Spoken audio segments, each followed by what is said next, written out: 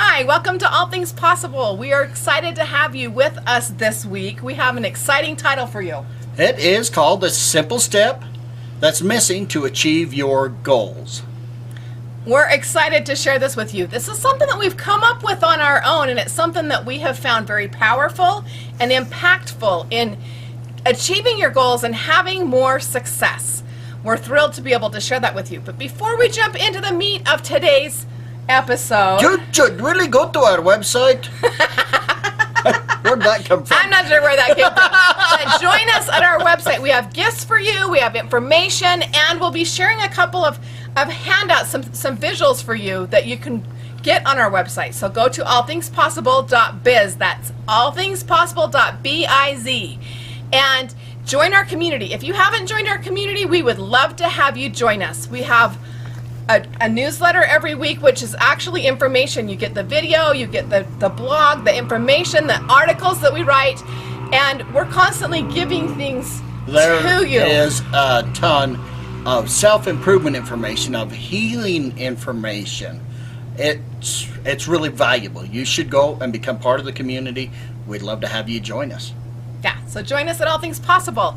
But for this week, we want to jump right into here and really talk about, for just a few minutes, this missing link, this missing step that you need to have. But first off, let's go over just the normal steps that we typically go through. And every one of those are essential. I don't want to say that you should skip any one of those steps.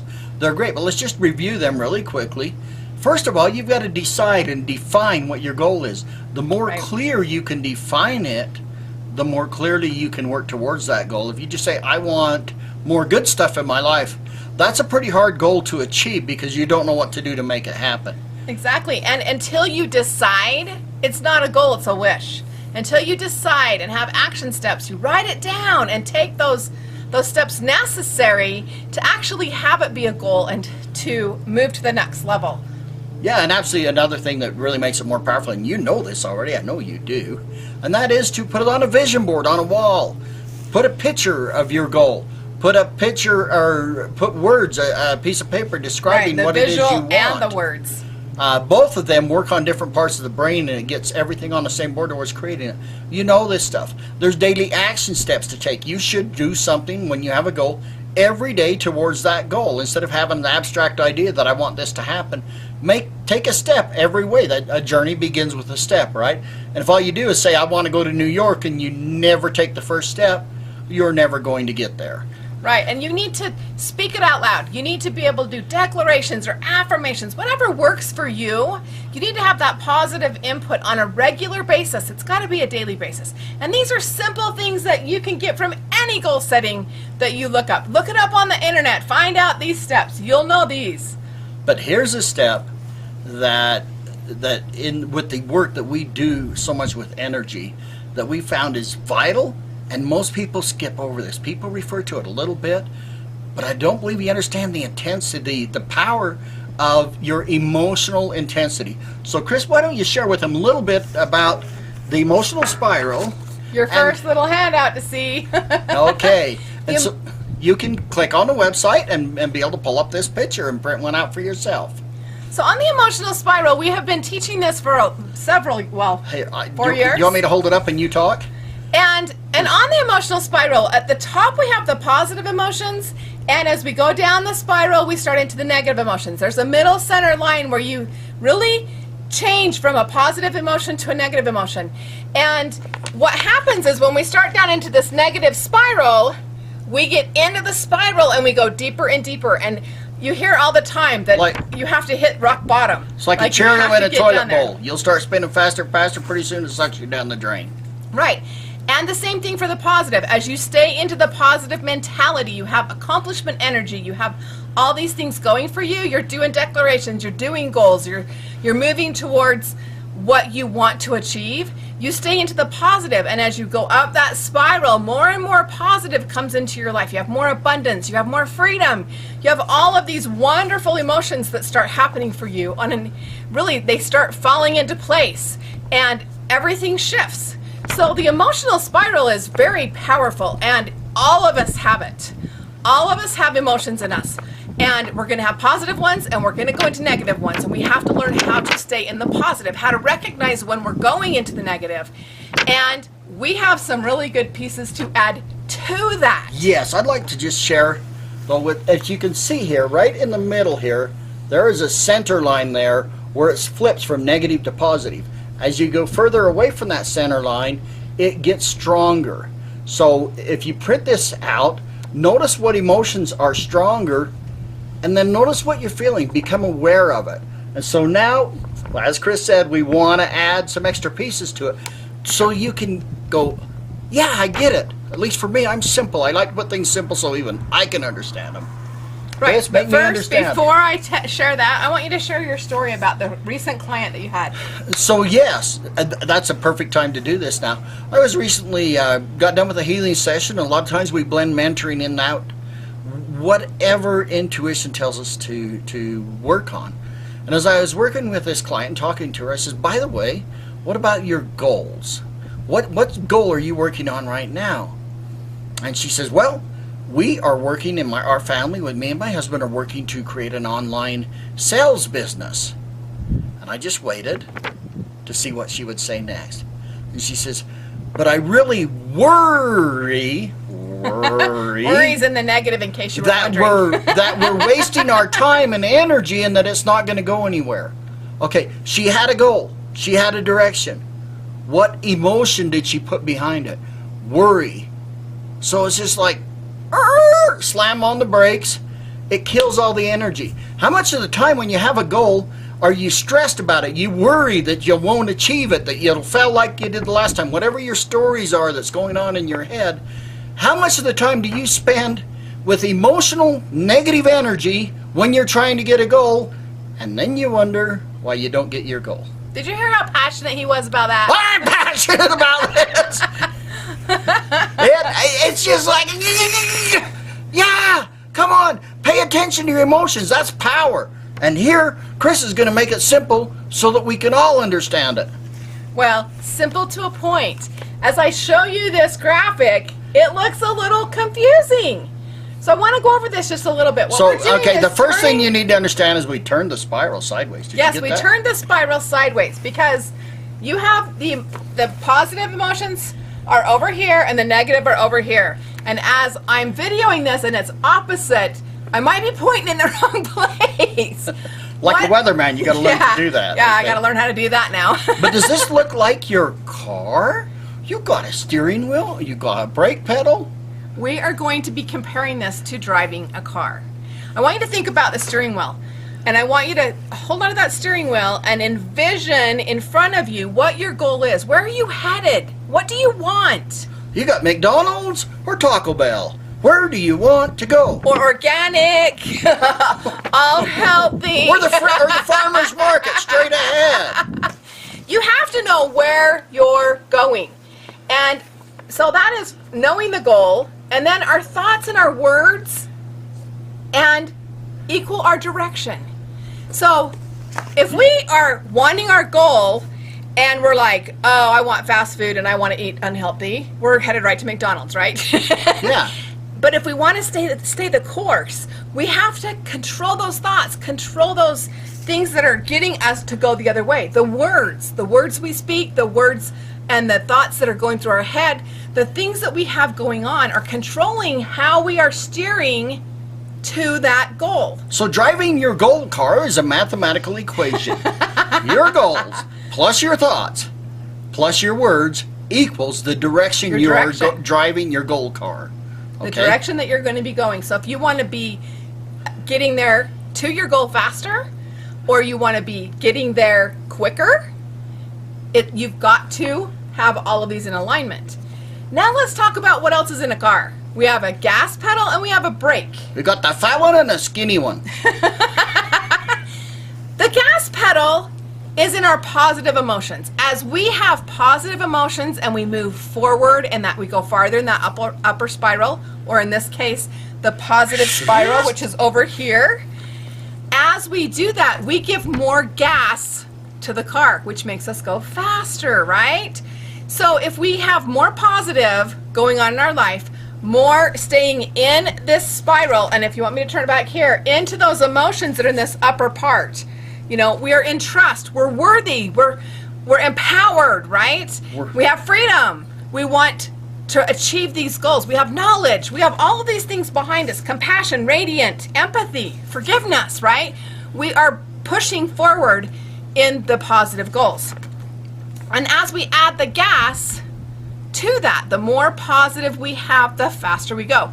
When you drive a car and you just barely put a little bit on the gas pedal, you don't go very fast. And if you come up to a little curb or a bump in the road, if you're not putting any pressure on the gas, your car will roll up to it and stop.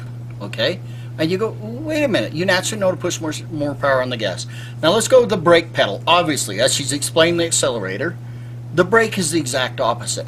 So how often do you find yourself, and be honest, doing just what this friend of mine did in our session the other day? Well, my goal is to blank, blank, blank, but. And that but, if you say but, you're all going south. You're going to the negative, okay? But I worry. We're headed into the negative. So she steered her car towards her goal. Right? Yeah. She was steering her car towards her goal of creating this online business. She was taking a lot of steps. She was doing a lot of the right things. But she had her foot firmly pressed upon the brake. Fat pedal. The negative brake side, because of her emotions. Your emotional intensity. Let's look at this formula on the bottom right here. How fast will you get there? So you turn your wheel, and if you never step on the gas, you're not going to move the car. If you hold your foot on the brake, you're not going to move the car. So how fast do you want to get there? Another mathematical equation. Your emotion plus the intensity is equal to the pressure that you put on the pedal. So here's what I see, and Kris, we've talked about this. She does a lot more mentoring than I do in this realm. Coaching, trainings, right? Yes, absolutely. And there's a lot of us putting pressure on the brake pedal without even realizing it. We don't realize it. We spend all of our time stressing. Oh my gosh, I'm not going to get my goal in time. Stress is a negative emotion. Oh my gosh, it's not going to work. Oh my gosh, I'm going to fail.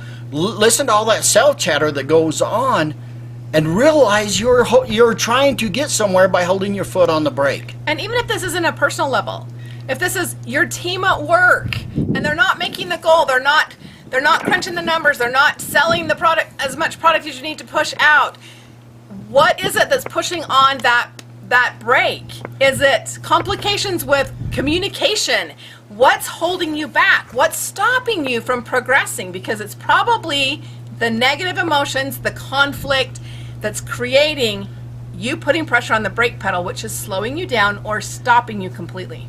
Now, people are becoming much more. How many muches was that? That's a lot of them. That's a lot of muches. Yeah, muchly aware of how important it is to have positive and negative emotions. And so stay away from the positive, stay away from the positive. So you may even be staying away from the negative, is what I want to say. That was a check to see if you're paying attention, okay? I was checking. Thanks for paying attention. Okay, so we know to stay away from the negative, stay away from the negative. And notice when you feel something negative about your goal, notice the intensity. There's a lot of emotion there. You really believe it. You're putting a lot of energy in that. So we get into this mindset, no negative, it's all going to be positive. And so you say, okay, well, it'll be so nice when I can have my goal. There's no intensity there. And that's where we stop. We tend to just stop at getting rid of the negative sometimes, and we don't put any passion and any pressure into the positive. And that's where you sit down and you visualize. Your imagination is so important to your goal achievement, to imagine what it's going to be like when you get your goal. So we don't want to take a lot of time today. We're going to 2 stories. Let me just share with you a few years ago. I mean, look at me. You can tell I'm a runner, right? A few years ago, I set a goal to run a 26-mile marathon, and I did that, and it was tough and a lot of work. But I'll tell you one thing that I did early on when I first started getting my out-of-shape body on a treadmill and trying to develop the strength and the endurance to start to go out running, is I kept visualizing and imagining as I was running. I would visualize and play this scene over and over in my mind of me coming to the end of that finish line at the marathon. and seeing my wife and my 3 sons and my daughter there. And I would just get so excited because I could just imagine them being so proud of me. I mean, this is the first time I've been able to tell this without even tearing up, because the emotional was so powerful. It meant so much to me that my children could see and respect me and say, if Dad can do that, what can I do? At 48 years old, if Dad can all at once get up off the couch and decide he's going to run a marathon inside of a year, is there anything I cannot do? And it was so important to me to instill that lesson in my children. Of course, I was doing it for myself, for my own goals. But I imagined what fueled my dreams, my passion, was imagining what it was going to be like. It was that scene of crossing the finish line, having my children go, "Yeah, Dad, you're the most awesome guy in the world." You know, and all the other dads running would feel bad because I was the only one, right? But it powered me. It kept me going when it was 100 degrees and I was out exercising. It kept me going when it was below freezing and I was jogging in the snow. It kept me going when I didn't feel like getting up in the morning and exercise and train for this marathon. Because I had that emotional intensity, that vision of what it was going to feel like and smell like and incorporate all the senses and taste like. Taste it, smell it, see the it. victory, okay? I incorporated all my senses into creating to where it was like a real memory that had already happened, and that's what got me through. Kris, tell them about our adoption that we went through and what that was like for you, setting a goal there. Yeah, another goal, which I don't know how you say, well, our goal was to adopt a child. At 24, I had a hysterectomy, 3 boys, we were done, and there was no way we could have a child. And I knew our family wasn't complete. I knew that there was a daughter out there for us, and it became this really big thing for me and for our family. And as we started down this path, you can imagine the roller coaster of emotions. There's the negative emotions, there's the positive emotions. This full hysterectomy, I'm 24 years old, so I'm super young, and I have this roller coaster of, you know, emotions. Personally, just all of the hormones and all those things, but I also have this whole, I feel like we're supposed to have this and it's supposed to happen. And we got really close a couple of times and it didn't come through. And to feel that high and low, and to feel the pressure that as soon as I got in overwhelm, as soon as I got into worry, as soon as I got frustration, it was brakes all the way.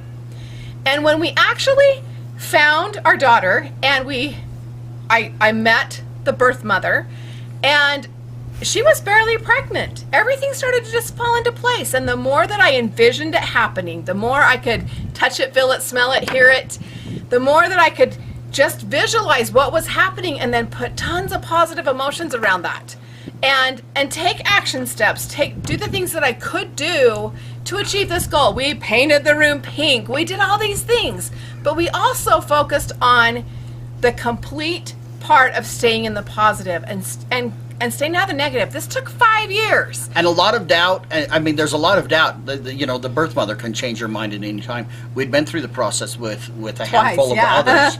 2 really close. and got very close and had it come apart at the end and don't feel like you've got a lot of control.